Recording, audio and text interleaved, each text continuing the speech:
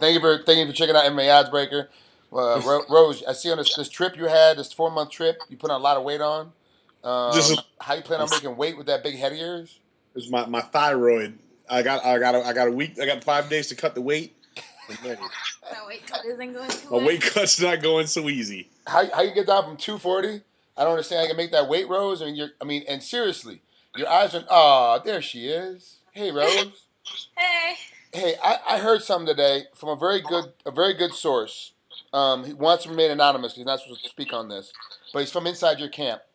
Brian Butler. He said that Pat Barry is a little girl when it comes to flying. He is the littlest of girls when it comes to flying, and forces you to drive everywhere because he will not get inside of a plane.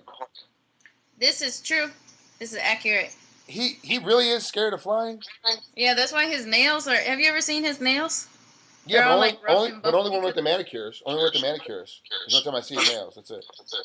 Yeah, well, Flying is unnatural, man. It's not supposed to happen. he's got his. And he I got was a- thinking more of this would be time for us to spend some time in the car and be romantic and see sights and stuff. All right, yeah. Let's ask Rose. How romantic and seeing sights and stuff was that? Very. Oh, It definitely stop, beats him chewing his nails the whole time in the airplane.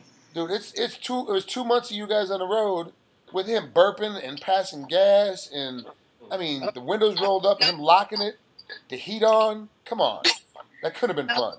The gas station hot dogs are pretty attractive. Oh god. Okay, let's talk about let's. Yeah. I know, got a little mustard. Got a little mustard. It's on your shirt. Where'd you guys go while you were on the road? Where were we? We were going to Denver. Why Denver? To train to finish our training camp. Well, he started his, and then I was like, oh, I might as well just start my training camp there too. So usually we split it up like half and half between here in Minnesota and there. Okay. But this time I just did my whole training camp out there. And where in Denver? Denver, Colorado, or well, Wheat Ridge. See? Yep. Yeah, Wheat Where Ridge in and Denver? The middle? with Trevor Whitman at Gertz Training Center. Okay. Yeah, I know that. My lady is from Denver, and her family's still up there, so we spent a lot of time in Denver. So I know the area somewhat. My buddy Joe Warren, who's over there on Bellator, that little midget, he's from Denver too. So I spent some time out there with that knucklehead. Do you like Denver? Do you like going up there? Or you just go up there because the altitude? I mean, it's like a desert. It's kind of dry. Yeah.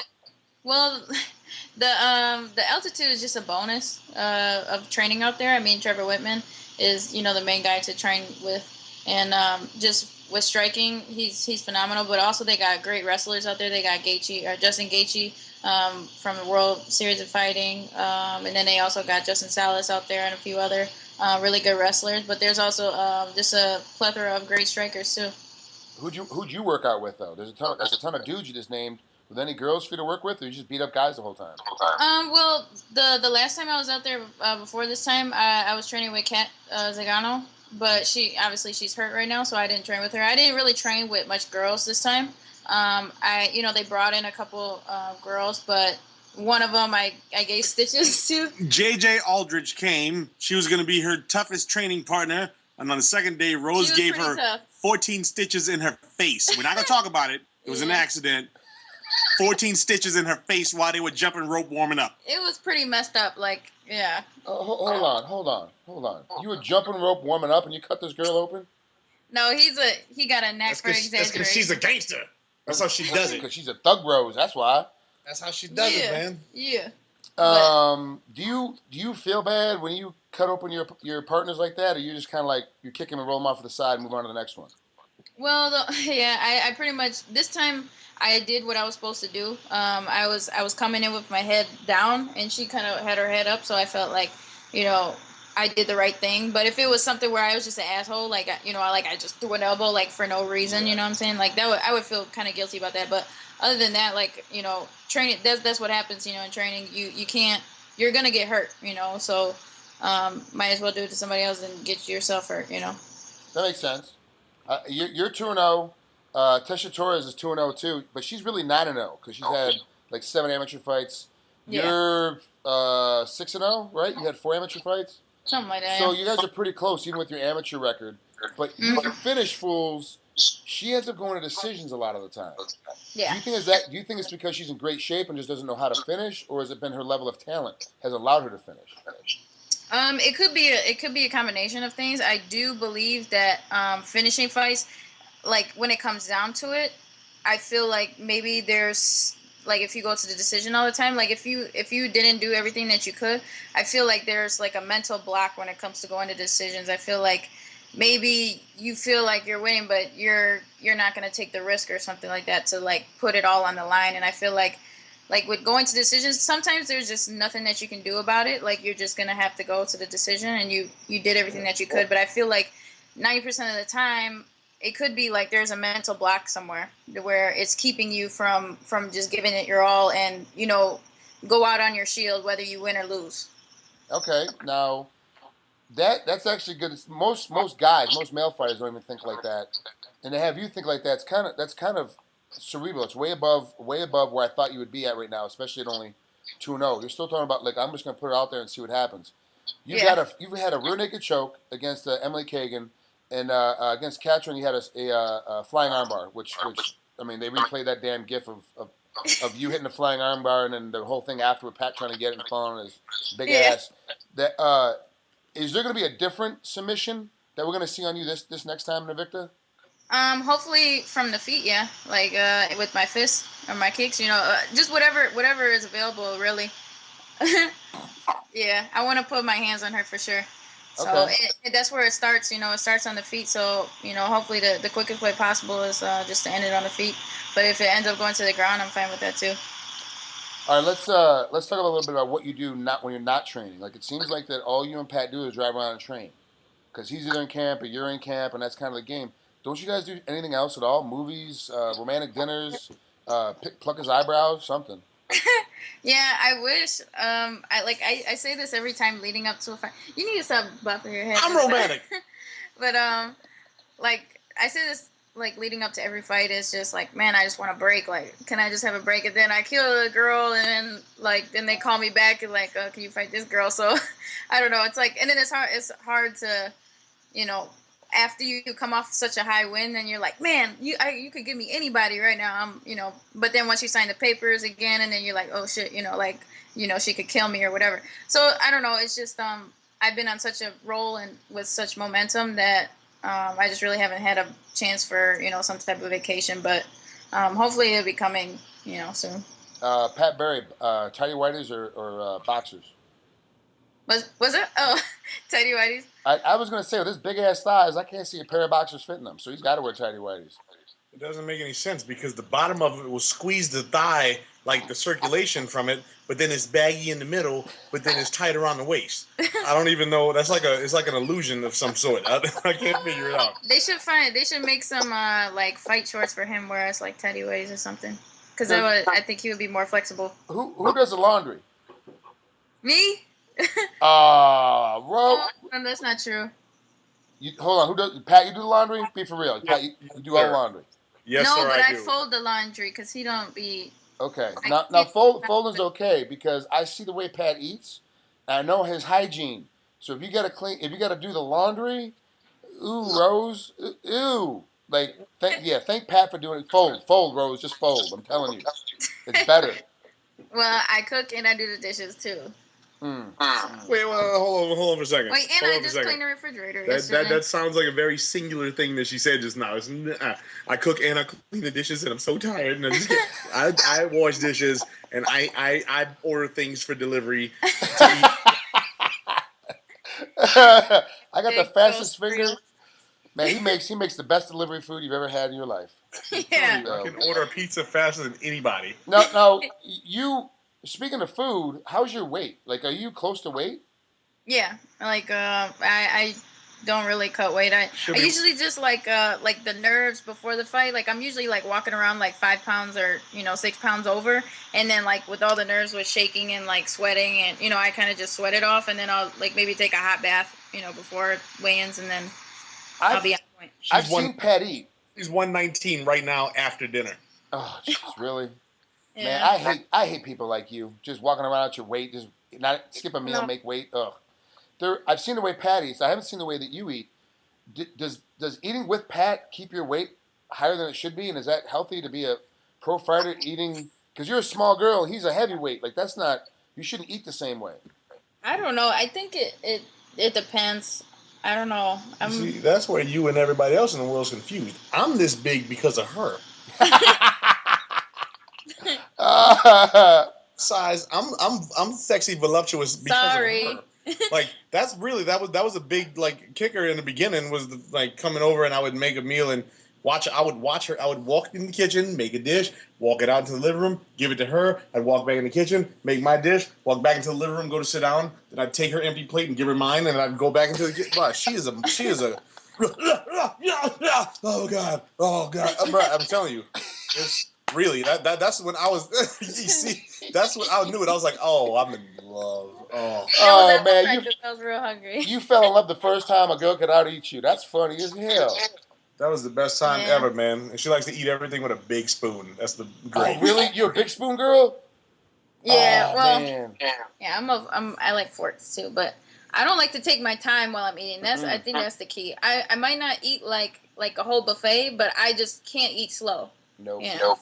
I have that same problem. Like I sit down and eat, and I inhale my food. Like I barely chew it. I just like everything's gone. And I found very few men that will eat with just a big spoon, let alone women, because it is get as much as you can on that spoon and get it in your mouth and get it back. Like you just open up your throat and swallow it all at once. And make sure that it's like that. That's why when I do cook, I always cook stuff you don't have to chew, like things with rice. Yep. Or you gotta like make a stew where the meat's been cooked and the vegetables been cooked for so long they're basically just a mash. So when you take it, you gotta put one tongue on it and it's gone. That's funny, Pat. You need to cook for me. You cook the same way that I eat. Thanks, Pat. I'm coming over now. I will do it, man. I can cook you some PF Change delivery so fast. All right, Rose. Thanks for coming on here. I appreciate it. I know it's late for you guys, so I'll let you go. But good luck this week. I have a distinct feeling this is not getting out of the first round, and you'll be 3-0 at the end of this one. I have a quote that I like to have. I had a dream like there are quotes that are just like long-lasting quotes. Like that, just people have made. They just made a statement, and someone heard it, and it just hold on. Forever. This better not be your. I could have won 100% of the time if they would have just let me win.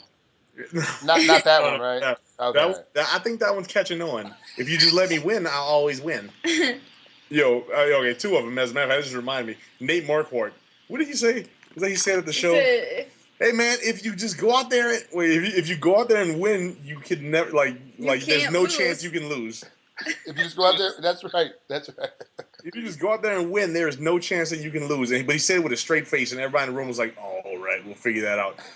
But there was a thing I heard. I heard her doing it. She was talking to somebody on the phone, and I was just in the background washing dishes and doing laundry. Just overhearing, just kind of eavesdropping, just like uncontrollably just hearing. Because every once in a while, you'll hear a cool saying or a quote, something the kind of thing that you hear and you go, "Oh man," you get the chills from it, right? So they're talking about fighting and the fight coming up and how everybody, they have a hard fight, then they go back and they learn from it and they come back and they train hard and you get better because of the bad things that happen. And out of nowhere, in the middle of a sentence, all I heard was, "She's not coming back from this one."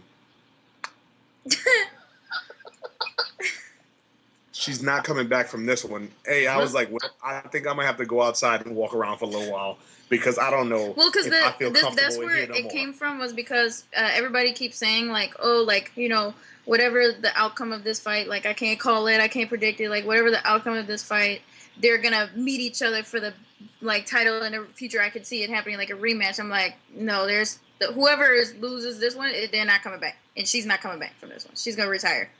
Or she's going down a weight class. Check you out. That's good as hell. I'm using it. I'm just so everybody know, Rose. I'm stealing it. I'm taking it. That's mine now. I'm taking it. Come back from this one. Hey man, it was in mid phone conversation, just laying around on the sofa with earphones in, talking to somebody, and it didn't come out that fast. Just I'm yelling this and then moving around. You know what? She's not coming back from this one. It went quiet. I was like, ooh. I had to stop what I was doing. I was just sat up. I was like, oh god, I got the chills. I'm getting the chills on my arm right now, man. All right, now, last thing before I let you out of here. Are you guys driving down to Kansas City? Yeah. How long is the drive? It's romantic. You could watch the sunset. Or the sunrise, at least. 6 hours. Oh, that's not bad. That's not too bad. I mean, it's an hour and a half flight. Hour before, hour after. So you're already looking at 4 hours just flying it. So 2 more hours, you got your own car. That's not too bad. It's all right. I just want to be stuck with his big ass in the car for that long. And then we can leave right after the fight. We don't have to wait till Sunday. No, yeah, that's right. But are you gonna want to drive right after the fight? I mean, Man, you know what we didn't do? oh We didn't yeah, that's yeah. after the last fight. We didn't go to sleep after the last fight. I drove back actually after the last fight. He was sleeping in the car. What? Yeah, I have a picture of you actually. What? We were hanging out with the original Black Power Ranger all night. The original Black Power James? Walter. No, his name is James on the show. Oh, well, yeah. Not I like got Zach. kids, son. I got kids. Zach? Was it Zach? No, I thought Zach was yellow, and Amy was pink. He was the one that did like, what did he do, like Kung Fu Kata or? Yeah, he was breakdancing while doing like hot second kata. yeah. You remember that? That's like his most famous scene, man. Yeah, I remember. Yeah, I remember it. My kids watch it 5 times a day. Your kids watch it, man. Your kid's 27 years old? No, man, they brought it. It's all back. They have new one and old one, and it's all mixed into one thing now. They watch it all. It's ridiculous. All day. What is it? Samurais Together. What was it? Rangers. Rangers Unite? Oh, no. No, Rangers Together. Samurais Forever. All day long, I listen to that. My kids, yelling it all day long, running around, hitting, kicking each other. Like I'm like, really? Just come on. It's that and Teenage Mutant Ninja Turtles. It's back, man. It's back. All of it, old and new. It's all back. Yeah, it is. Yeah, it can't be good as the original though. If you grew up, Pat, you know that. The problem is you're stuck. You didn't grow up yet. I'm still back there, man. I just ordered. I got a free. I would like you to know that I got a free Thundercats T-shirt when I bought season 1 of Thundercats on DVD. Okay. Man, I'm a little jealous of that. To be honest with you, I'm a little upset I don't have one. Yeah, man. Every time I say what I'm gonna say and I turn my head this way, he turns the camera. I know, because I wanted to show you. All right, I'll let you guys go. Enjoy yourself. I'll talk to you guys soon, whether I want to or not. All right. Big spoon. Good night, guys. All right. Good night.